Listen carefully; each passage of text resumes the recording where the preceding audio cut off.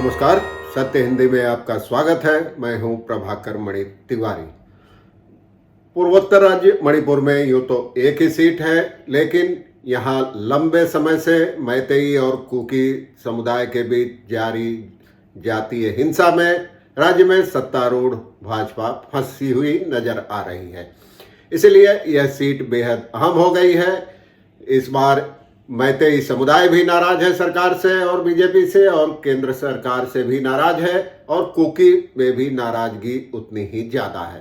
तो इस बार इनर मणिपुर की यह सीट उसके हाथों से निकलती नजर आ रही है। आज चर्चा करूंगा इसी की। तो चलिए बताता हूं क्या हो रहा है मणिपुर में और क्या है जमीनी हालात। वहां भाजपा फंस गई है हिंसा में केंद्र और राज्य सरकार की चुप्पी में, जबकि दोनों जगह उसी की सरकारें हैं।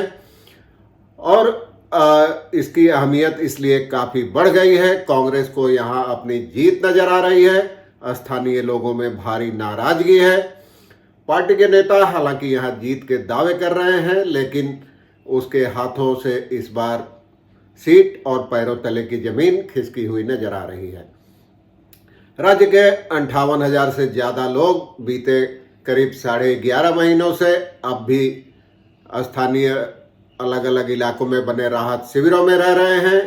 बीते साल 3 मई को राज्य में हिंसा शुरू हुई थी। दरअसल मणिपुर हाई कोर्ट ने अपने एक फैसले में राज्य सरकार को मैतेई समुदाय के लिए अनुसूचित जनजाति का दर्जा देने की सिफारिश पर विचार करने को कहा था। इससे कुकी समुदाय के लोग भड़क गए और बड़े पैमाने पर जो हिंसा हुई, इसमें करोड़ों की चल अचल संपत्ति जला दी गई। सरकारी आंकड़ों के मुताबिक 219 लोग मारे जा चुके हैं और कई हजार लोग राहत शिविरों में रह रहे हैं। मोटे अनुमान के मुताबिक 1 लाख लोग बेघर हो गए थे। लोगों में नाराजगी इस बात से ज्यादा है कि प्रधानमंत्री नरेंद्र मोदी ने मणिपुर का न तो दौरा किया है बीते साल भर में, और न ही स्थानीय लोगों के जख्मों पर मरहम लगाने की कोई पहल की है। हालांकि मुख्यमंत्री बीरेंद्र सिंह का दावा है कि शांति बहाली के प्रयास किए जा रहे हैं केंद्र के सहायता से, लेकिन जमीन पर इसका कोई असर नहीं दिख रहा है और लोगों की नाराजगी बढ़ती जा रही है। लोगों का कहना है कि अभी फिलहाल चुनाव कराने का सही वक्त नहीं है। हमें चुनाव से ज्यादा शांति की जरूरत है। इम्फॉल में एक राहत शिविर में रहने वाली सुशीला कहती है कि हम अपने घर में ही बेगाने हो गए हैं। वोट डालने से हमारी समस्या हल नहीं होगी। सरकार ने हमारे लिए कुछ भी नहीं किया है।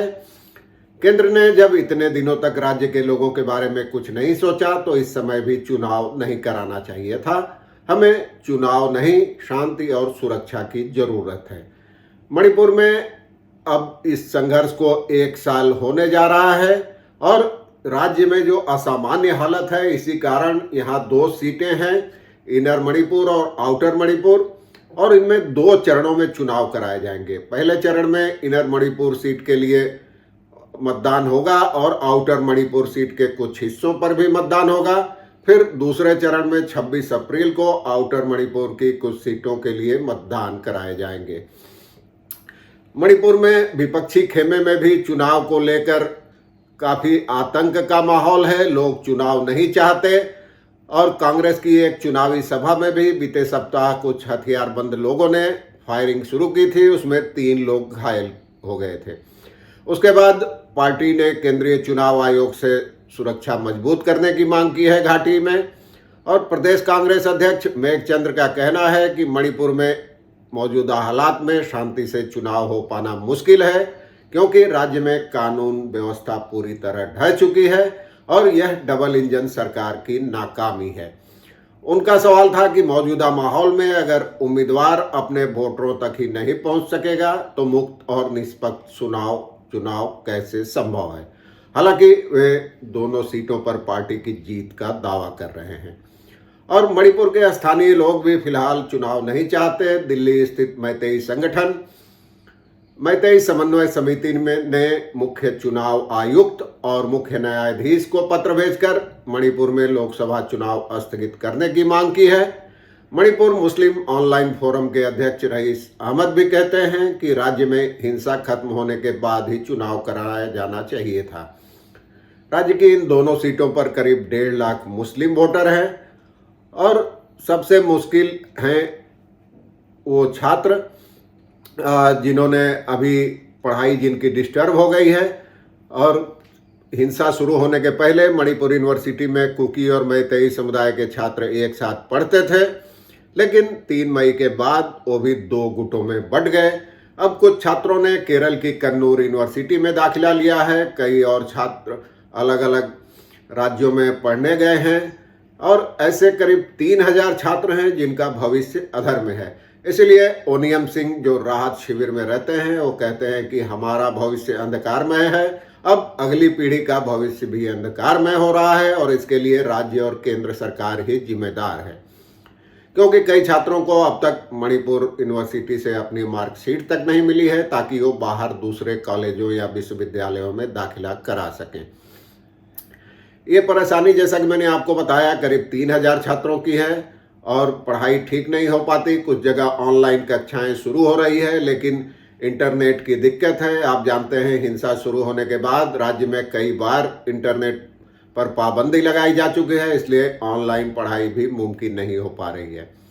मणिपुर कई चीज़ों के लिए मशहूर है, इनमें एक मशहूर है महिलाओं के सशक्तिकरण के लिहाज से एमा मार्केट जो राजधानी इम्फॉल में है और यहाँ करीब 5000 महिलाएं ही दुकानदार हैं। उन महिलाओं का भी कारोबार फिलहाल ठप है और वहाँ महिलाएं कहती है, एक महिला निर्मला कहती है कि मणिपुर में अभी चुनाव कराना ठीक नहीं है। जब हिंसा शुरू हुई तो केंद्र के नेताओं, प्रधानमंत्री और सरकार ने हमें छोड़ दिया। प्रधानमंत्री ने अब तक हमारे जख्मों पर मरहम तक नहीं लगाया है, 2 शब्द तक नहीं कहे हैं और एक बार भी उन्होंने मणिपुर का दौरा नहीं किया, जबकि गुजरात में छोटी घटना होते ही वे फौरन वहां पहुंच जाते हैं। और लंबे समय से जो हिंसा चल रही है इसके कारण तमाम मतदान केंद्रों को अति संवेदनशील की श्रेणी में रखा गया है। अब 5 महीनों से शांति थी, लेकिन बीते सप्ताह गोलीबारी शुरू हुई है। इसमें कुकी समुदाय के 2 लोग भी मारे गए हैं।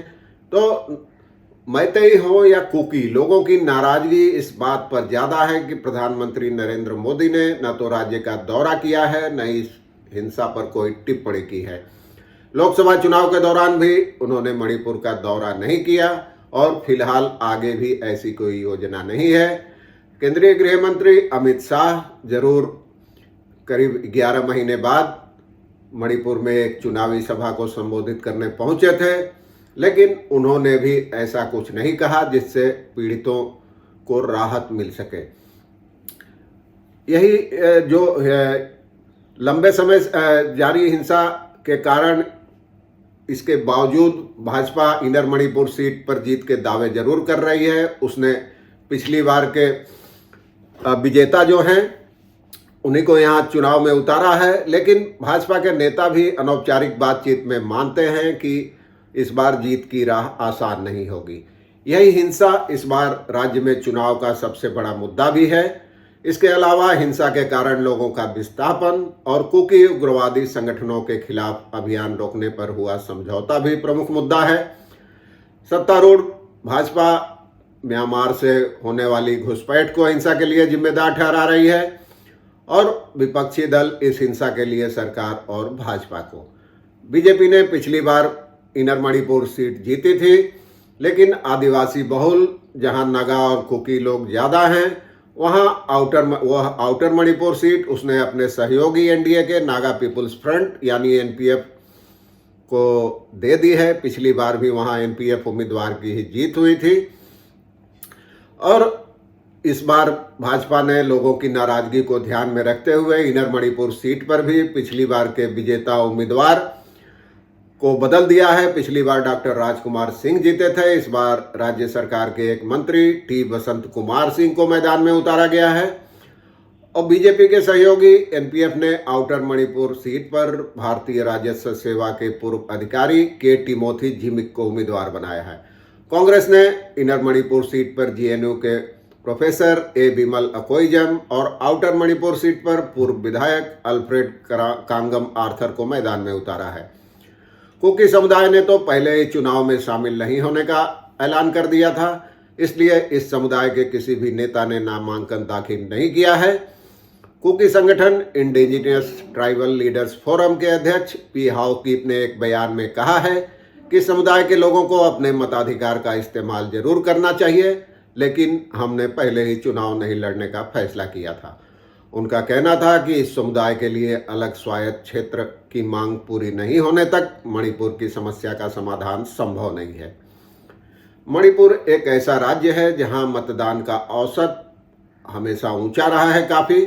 वर्ष 2019 के लोकसभा के लिए 2 चरणों में होने वाले चुनाव में आउटर मणिपुर और इनर मणिपुर सीटों पर क्रमशः 84 और 81% मतदान हुआ था, लेकिन इस बार तस्वीर पूरी तरह बदली नजर आ रही है। आम लोगों की उदासीनता और जमीनी हालात के कारण राज्य में मतदान का प्रतिशत काफी कम रहने का अंदेशा है। राहत शिविर में रहने वाले लोगों का कहना है कि जब जान और 2 जून की रोटी के लाले पड़े हों तो भला चुनाव किसे सुहाता है। हालांकि बीजेपी के नेता और मुख्यमंत्री बीरेंद्र सिंह का दावा है कि केंद्र सरकार के समर्थन से राज्य सरकार ने शांति बहाल करने की दिशा में ठोस कदम उठाए हैं। इस कारण लोग इस बार भी बीजेपी का ही समर्थन करेंगे, लेकिन राजनीतिक विश्लेषकों को उनके इस दावे पे संदेह है। विश्लेषकों का कहना है कि मणिपुर में मतदान से ठीक पहले नए सिरे से हुई हिंसा और काफ़ी आशंकाजनक है, काफ़ी खतरनाक संकेत है। ऐसे में चुनाव के दौरान भी हिंसा होने की आशंका से इनकार नहीं किया जा सकता और केंद्र और राज्य सरकार की चुप्पी से आम लोगों में भारी नाराजगी है और उनकी यही नाराजगी भाजपा के लिए भारी पड़ सकती है।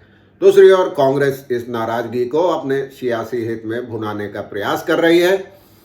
देश के दूसरे राज्यों के उलट यहाँ चुनावी बैनर और पोस्टर तो बहुत कम नजर आते हैं।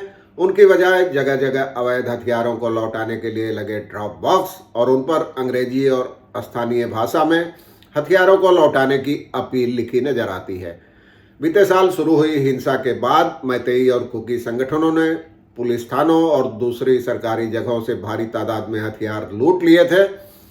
मुख्यमंत्री की अपील के बाद कुछ लोगों ने हथियार लौटाए जरूर हैं, लेकिन सरकारी आंकड़ों के मुताबिक अब भी 4000 से ज़्यादा ऐसे हथियारों का कोई पता नहीं चला है।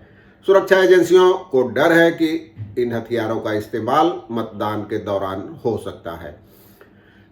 सरकारी आंकड़ा मैंने बताया, 219 लोगों की मौत हो चुकी है। इसमें हाल के 2 लोगों की मौत को जोड़ लें तो 221 तक पहुंच जाती है। हजारों लोग बेघर हैं। सरकार ने जिनके मकान जल गए उनको नए मकान बनवाने का वादा किया था, उस मोर्चे पर भी अब तक कोई पहल नहीं हुई है। इससे भी नाराजगी बढ़ी है। 320 राहत शिविरों में फिलहाल 59,000 लोग रह रहे हैं। इन वोटरों को मतदान केंद्रों तक पहुंचाना चुनाव आयोग और राजनीतिक दलों के लिए सबसे बड़ी चुनौती बना हुआ है। फिलहाल आयोग राहत शिविरों में रहने वालों को मतदान की सुविधा मुहैया कराने की व्यवस्था कर रहा है, लेकिन कितने लोग वोट देने जाएंगे इस पर फिलहाल कुछ कहना मुश्किल है।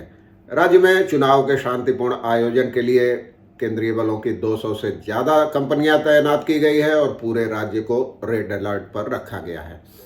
तो देखते हैं अब चुनाव 19 तारीख को ही होने हैं, क्या होता है, क्या नतीजा आता है। नतीजे का पता तो 4 जून को चलेगा, लेकिन उसके पहले हिंसा की आशंका लगातार बनी हुई है और शायद इसी डर से लोग घरों से कम ही निकलेंगे। धन्यवाद, नमस्कार।